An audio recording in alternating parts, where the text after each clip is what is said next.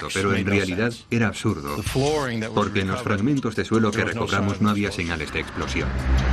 El FBI repasa el historial del avión en busca de una explicación. Revisan cuidadosamente las decenas de ocasiones en las que la TUA cedió el avión a otra empresa entre vuelo y vuelo. Entonces llevan a cabo un hallazgo crítico.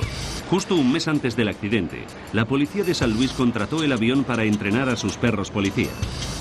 Los entrenadores de los perros cuentan al FBI que utilizaron RDX y PETM, las mismas sustancias halladas en los restos del avión.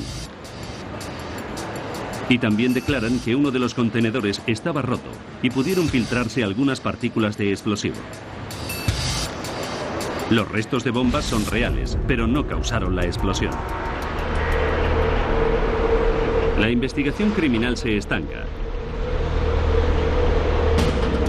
6 meses después del accidente, el FBI no ha hallado pruebas del ataque de un misil ni de un atentado terrorista. Ahora el NTSB se centra en un fallo mecánico catastrófico como posible causa de la tragedia.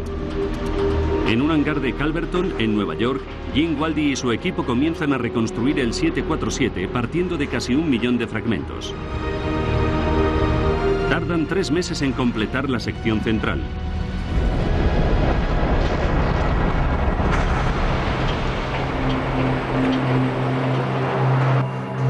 El fuselaje está cuajado de fracturas. Para averiguar dónde comenzó a desintegrarse el avión, primero Waldy necesita calcular la secuencia de las fracturas. Las primeras fracturas proceden del mismo lugar, justo en esta parte de aquí del fuselaje, en la sección delantera, cerca de la parte inferior del avión. La secuencia de fractura le permite a Waldy calcular cómo se rompió el avión. Las fracturas de la parte inferior del avión rasgaron parte del vientre del mismo. Cuando se desprendió la parte inferior del fuselaje, las grietas ascendieron por ambos laterales del avión y cuando convergieron, arrancaron el morro de la aeronave.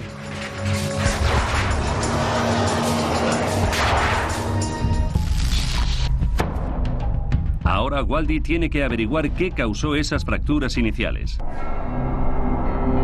Mira detrás del lugar de fractura inicial y constata que se trata del depósito de combustible más grande del 747, el enorme depósito central del ala del Jumbo.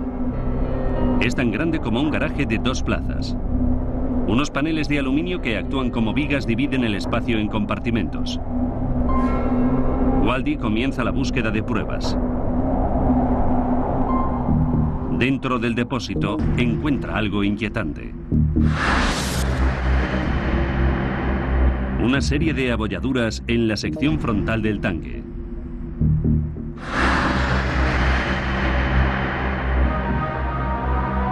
Es un descubrimiento extraordinario. Waldy cree que las causaron unas embestidas de las vigas de aluminio. Lo más probable es que en el interior del depósito se produjera una explosión.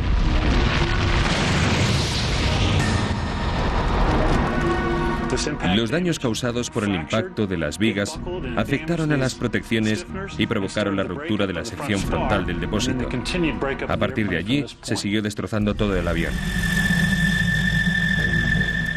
Waldy está convencido de que una explosión en el tanque central del ala del avión fue la causa del accidente. Y el culpable de la explosión fue el combustible. Los investigadores examinan los documentos de repostaje del avión en el aeropuerto y comprueban que la tripulación de tierra dejó el tanque central del ala casi vacío, con solo 190 litros de combustible, que no representa más que un charco en el fondo. Parece poca cantidad de combustible para ocasionar daños de una magnitud tan grande. Pero Waldy sabe que el combustible de avión A tiene unas propiedades poco comunes, como muestra este metraje grabado en los laboratorios de pruebas de la Autoridad Federal de Aviación.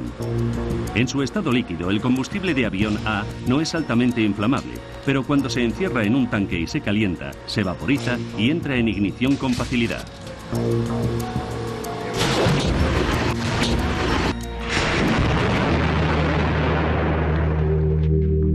Ahora los investigadores tienen que descubrir si el combustible del tanque central del ala del avión pudo recalentarse durante el vuelo hasta el punto de ignición. Saben que justo debajo del ala se encuentran los equipos de aire acondicionado del avión. Producen aire fresco respirable para la cabina a partir del aire caliente de los reactores. Es un aire extremadamente caliente, en el que se podría cocinar un pollo, y se encuentra a unos pocos centímetros de la parte inferior del depósito.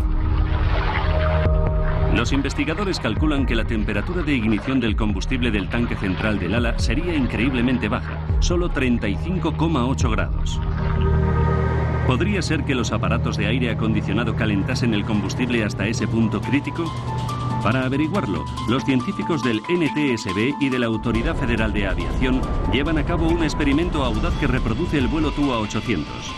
Llenan el tanque central del ala de un 747 con 189 litros de combustible de avión A e instalan 90 sensores de temperatura. Colocan el avión en la pista y encienden el aire acondicionado durante 2 horas y 45 minutos.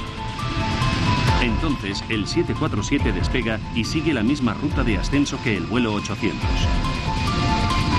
Es un riesgo calculado, pero no mayor que al que se enfrentan a diario miles de aviones. 12 minutos después alcanza los 4.200 metros, la altitud a la que explotó el vuelo 800.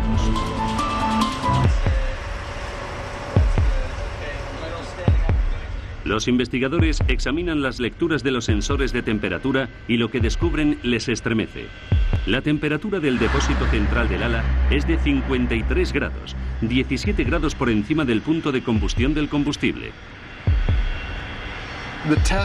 Las pruebas demostraron de forma concluyente que el combustible del interior del tanque se había vuelto inflamable. Para confirmar que pudo ocasionar una explosión lo bastante fuerte como para reventar el tanque central del ala de aluminio reforzado, los investigadores fabrican una maqueta a escala 0,25. La llenan con vapor de combustible y luego le prenden fuego.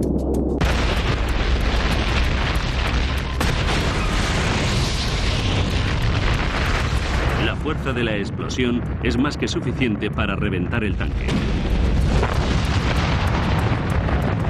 Las pruebas demostraron que la presión que se originaba en el interior del depósito bastaba para reventarlo. Pero los investigadores no saben cuál fue el detonante de la combustión de vapor. Saben que en los 33 años anteriores se han producido 7 explosiones de depósito de combustible en pleno vuelo, todas ellas desencadenadas por sucesos dramáticos como rayos, sabotajes o la pérdida de un motor. Bob Swain investiga estas y docenas más de potenciales fuentes de ignición. Y concluye que la fuente de ignición debió ser un dispositivo eléctrico del exterior del tanque.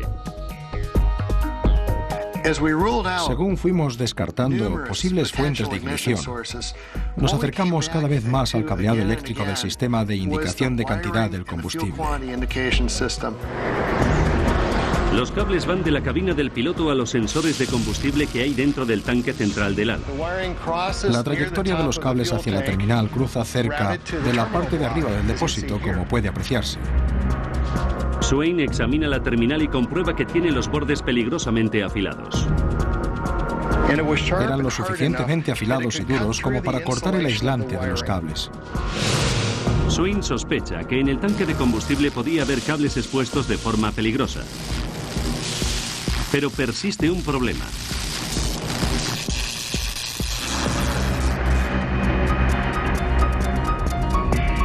Los cables del interior del depósito son de muy bajo voltaje, demasiado bajo como para provocar una chispa.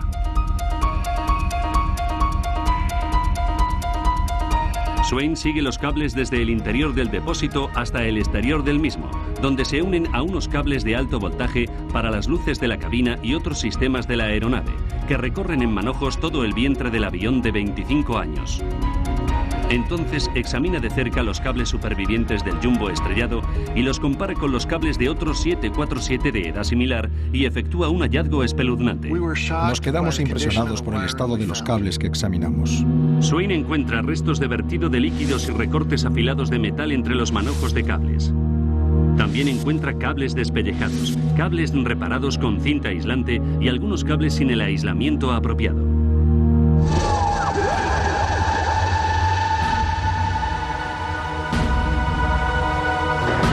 y llega a la conclusión de que el mal estado del cableado de los 747 viejos pudo permitir que la electricidad de alto voltaje interfiriese en los cables del interior del depósito, penetrando en el interior del depósito y provocando un cortocircuito.